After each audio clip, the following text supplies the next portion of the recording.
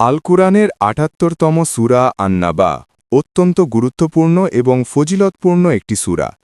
এটি মক্কায় অবতীর্ণ হয়েছে এবং এর আয়াত সংখ্যা ৪০। সূরা নাবার বিশেষ কিছু ফজিলত ও গুরুত্ব আলোচনা করা হল। ১.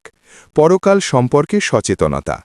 এই সূরাটি কিয়ামত, হাসর এবং পরকালের বিচার দিবস সম্পর্কে মানুষকে প্রবলভাবে সতর্ক করে।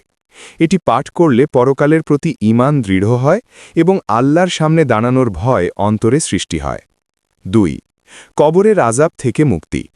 বিভিন্ন বর্ণনায় এসেছে যে নিয়মিত সূরা নাবা পাঠ করলে মহান আল্লাহ পাঠকারীকে কবরের কঠিন আযাব থেকে রক্ষা করবেন। বিশেষ করে আসরের নামাজের পর এই সূরা পাঠের বিশেষ গুরুত্বের কথা অনেক আলেম উল্লেখ করেছেন। ৩. জান্নাত লাভের উসিলা।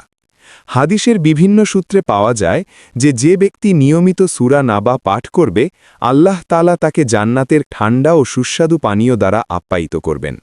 এটি কিয়ামতের দিন পাঠকারীর জন্য সুপারিশকারী হতে পারে। ৪.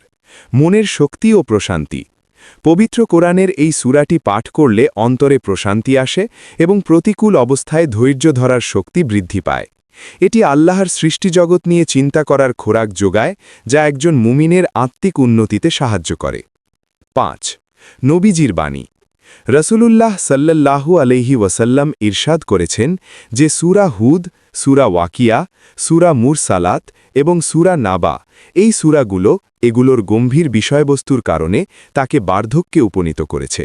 এটি সূরার গুরুত্ব ও এর গূঢ় বার্তার গভীরতা নির্দেশ করে। কোনো বিশেষ ফজিলতের আশায় পড়ার চেয়ে আল্লাহর সন্তুষ্টি এবং এর অর্থ বুঝে আমল করার নিয়তে পাঠ করা সবচেয়ে বেশি উত্তম।